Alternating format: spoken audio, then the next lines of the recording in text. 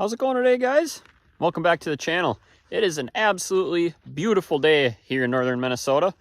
It's probably our last nice warm day. It's supposed to get mid-60s today, and it's going to start getting cold and rainy, and actually they're talking potential snow next week. But as you probably saw in the thumbnail, I'll give you a little update on the on our pig situation. So there's a pig pen in the background. As you can see, it's empty. The pigs went off to freezer camp. And I would like to go over with you guys what we all ended up with, how many pounds, what they weighed, and then the cost per pound. And we'll see if we ended up saving any money or not. It's not all about saving money for me, honestly. It's more about knowing where my food comes from. I like to raise my own food and kind of also with my kids show them what it really is like to eat meat. So let's go on in the house. I've got it all laid out for you, and we'll take a peek at what we ended up with. All right, guys, so as you can see, we ended up with a pile of meat. I'm hoping this table can hold all this. And I've got some cheat sheets here on what everything costs, how much of everything we got, and what the average price per pound is for all this. I even had to use a couple chairs here to hold everything up from running away on me. But let's just go over what we got. So we'll kind of start at the back here. So these are our pork chops. I got to kind of hurry up, the stuff's starting to thaw a little bit. These are our pork chops here. They're a thick cut pork chop. I believe we got them cut to 1.25 inches thick, and there are 3 per pack in here. This one has 4, but otherwise there are 3 per pack. Works out pretty good for our family. We've got our pork bellies here, fresh, so we can go ahead and make bacon out of them. I don't know if you saw that video of making our own homemade bacon, but that's where that comes from, is these guys right here, and we ended up with 4 of them. We got several of these pork shoulder roasts. Now these ones are small, like you'd put in a crock pot. I also got some cut fairly large, like you'd put on the smoker to make pulled pork. Working our way through here, I'm not going to pull it out of here because everything will collapse, but this back here is a couple pounds, or a couple packs, I should say, of the lard from them that we'll be rendering down. Working our way to the front, we got some of the 4 packs of pork spare ribs. So these are great in the crock pot, also on the smoker. And then hams. We got all of our fresh hams here. So again, I don't know if you guys caught the video of taking fresh ham and curing it and smoking it. I'll be doing that again. But we've got 8 of them, which I'm very excited about. And then our ground stuff kind of finishes it out here. So we got some pork sausage here. So this I had them seasoned. So I had them seasoned, half of it ended up about 29 pounds of seasoned ground pork. And it's just like a breakfast season, so it's easy. You can take it out, make biscuits and gravy, cut it up for breakfast sausage, whatever. And then the other half I just had them leave plain, just ground. So we'll make brats. May blend this with venison to make some sticks and stuff out of it. So that's kind of the general rundown of what we ended up with as far as the cuts that we chose to get. All right, so now that we went over the cuts we chose to get, I'll give you an idea of how many packs we ended up with of everything. So we ended up with 22 packs of pork chops. So again, 3 pork chops per pack, with the exception of that one has 4. So that's 22 packs. I weighed them. I took an average weight. They weigh an average of 3 pounds a pack. So that comes to 66 pounds of pork chops. We'll kind of work our way around here again. So the hams, we've got 8 hams.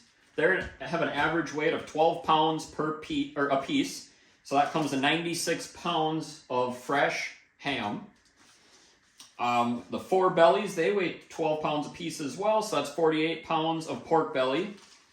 The roasts, these were kind of hard because they're definitely different size packs. But on the average, they weigh 4.5 pounds a pack. So that comes to, there's 23 of packs in total. So that comes to 103.5 pounds of pork shoulder roasts or pork roasts. The spare ribs, these guys we have 4 packs of, they're 3 pounds a pack. So that comes to 12 pounds of short ribs. Coming up front, there is 29 packs, 1 pound packs of the seasoned pork sausage. So it's obviously 29 pounds. Ground was 25, so 25 pounds of just straight ground, not seasoned. I didn't put this into the calculation because I don't know, I just didn't. But again, we got 2 packs. I guess they probably weigh 3-ish pounds a piece there, but they're not in my calculation. I just decided to leave that out. So coming around to the money part, right? How much did all this cost? Well, we had $990 in feed. So we had these pigs for a total of 19 weeks or 133 days. I did a rough calculation on that. The first half they were here, I rough guesstimated they were only eating about one bag or half a bag a day, so 1 bag every other day. That's pretty accurate. The first 2 weeks they were here, they didn't eat about 100 pounds. So I ended up coming up to 99 total bags. It's about $10 a bag, $20 per hundredweight. So that comes right to $990 feed cost. And then the butcher. So these pigs weighed a total, or a hanging weight. So in other words, gutted, no skin. I believe that is with the head. No, that's head removed. That is the head removed. So that's hanging weight. One of them was 215 pounds, and the other one was 292 pounds hanging weight. So they were big. And we have a total weight on the pigs processed. So this all together weighs a total weight of 507. Or no, I'm sorry. Total weight on the table here is 412 pounds. And our total hanging weight was 507. So that's a pretty darn good yield in my opinion. I mean, you think about the bones being taken away, and that's not including the lard we kept. So I thought that was pretty darn good. We only lost, call it 100 pounds in bones and just, stuff that you don't eat, tendon and whatever that they pitch. So I thought that was pretty good. I can kind of show you guys the slip here. It's fairly vague. But just to kind of go over it really quick, so the one thing added to this that you may or may not have, depending on how you do it, is I have them actually come out here and they butcher on site, and then they've got a truck with a big cooler in it that they take it back to their facility to process down. So of course there is a trip fee for them to come out here, and that was $54.40. If a person hauled the live pig into them, you can obviously save money there. The convenience to me and to have to go out and buy a trailer and maintain a trailer, it's just pays to have them come out and do it. So, now, I went on Walmart's website this morning. Now, obviously, what grocery store you pick, where you look, time of year, when you're watching this video. But today is October 20th, 2023. The average price of pork was right around $5 per pound. Maybe just a little bit less, call it between $4 and $5 per pound. Now, for these thick cut pork chops, it's more. You're knocking on the door of $6 a pound. Ground pork was right a little over $4. Obviously, these shoulder roasts are a little bit less per pound. And it's hard to get an idea on the fresh hams and the pork bellies because they don't sell it there. I didn't see a price, and I'll be honest, I didn't go through to call a butcher and find out. So roughly $4 to $5 per pound is what I came up with that pork costs today. All right, so with all that being said, if you take and add the total feed cost, which again was $990 we invested in feed, the price at the butcher being a total of $383. And then you, of course, have to add in the price of the piglets when we bought them way back when. The pigs cost $70 a piece if you caught that video. If not, go back and check that out. But we paid $70 a piece, so that's $140 in the pigs themselves.